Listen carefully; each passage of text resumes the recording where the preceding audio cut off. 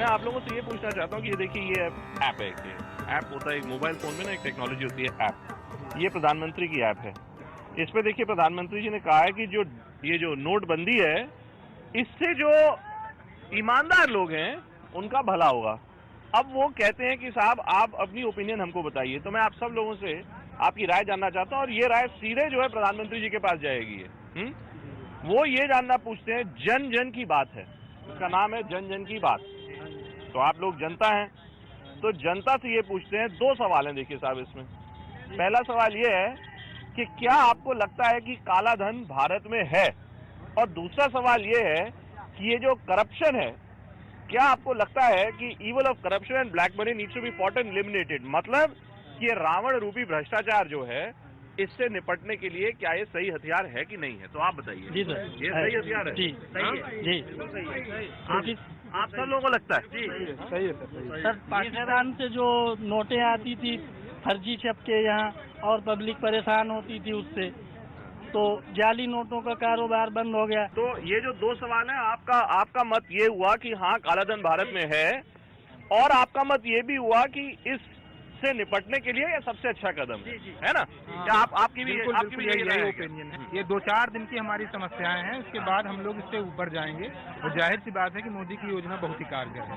आपको तो अपना ही पैसा लेना है ना? जी। मेरा पैसा तो लेना नहीं है। बिल्कुल। अपना ही पैसा लेने के लिए आपको लाइन में खड़ा होना पड़ रहा है। दिक्कत नहीं है इससे? कोई दिक्कत नहीं सर, क्योंकि इससे देश हित की बात हो रही है। देश हित की बात हो रही है, बिल्कुल। जन के हित की बात हो रही है। अच्छा, मैं आप सब लोगों को बताऊं कि सोनिया गांधी और राहुल गांधी बड़ा देखते हैं हमारा चैनल। ये तो उनकी कॉन्स्टिट्यूएंसी है। जी। आप लोग जब सुन रहे हो, एक सेकंड भाई साहब, जब आप लोगों को सुन रही होंगी वो, जी। तो उन लोगों को लग रहा होगा उनको तो कि आप लोग तो मोदी समर्थक हो गए हैं। जी बिल्कुल हो गए मोदी समर्थक। बिल्कुल। रायबरेली पूरी तरीके से मोदी समर्थक। ये जो ऐप है, इसमें आपका क्या मत होगा? 2 नंबर पे।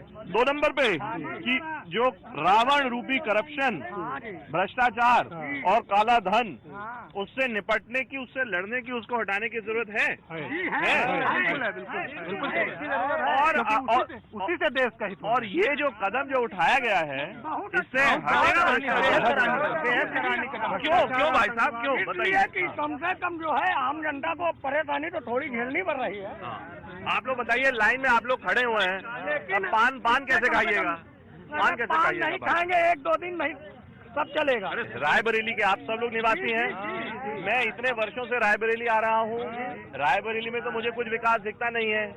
आपको लगता है डोमिनोज पिज्जा जरूर यहाँ आ गया है, लेकिन उसके अलावा रायबरेली में आज की तारीख में भी व्यवसाय के नाम पे, इंडस्ट्री के नाम पे सिर्फ घोषणाएं तो हुई हैं, उसके आगे तो कुछ हुआ नहीं। नहीं ऐसा नहीं है। तो क्या ये जो काला धन नोटबंदी है, इससे क्या रायबरेली की शक्ल बदल जाएगी? क्यों नहीं हुआ आप बताइए औद्योगिक में। बताइए भाई, सीमेंट फैक्ट्रियां लगी हैं, ऐसा नहीं है। और शिक्षा के मामले में सोनिया जी ने काफी आगे रायबरेली को बढ़ाया है। तो आप तो दुबई में रहते हैं, बिल्कुल, और देखिए कि जनता यहाँ क्या कह रही है। तो कुल मिला के अंत में मुझको ये बताइए कि आप दुबई छोड़ के कभी यहाँ पे आने का सोचेंगे? कभी? किसको? कभी नहीं सोचे। कभी?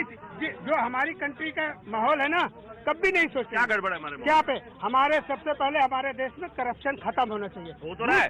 मोदी जी कह तो रहे हैं। किसको? अरे मोदी जी कह रहे हैं जो बैंक में मैनेजर, जो बैंक में 20% मैनेजर के थ्रू काला सफेद 500 की रोल हो रहा है, उसको कहाँ ले जाएंगे Modi ji? What I take from this entire conversation, much like what we saw in Varanasi, much like what we saw in Jaunpur, even here in Raebareli, there is a sense of expectation that people have, that their lives can indeed change. Look at what an ordinary citizen of Raebareli, an average man, who's been standing outside an ATM for half an hour and is willing to stand outside the ATM for another half an hour. What does he say? He says, if the country can benefit, if stone pelting, according to him, is being stopped by this black money crackdown, then this half an hour standing outside an ATM makes absolutely no difference to him. That is the new age reality for Raebareli.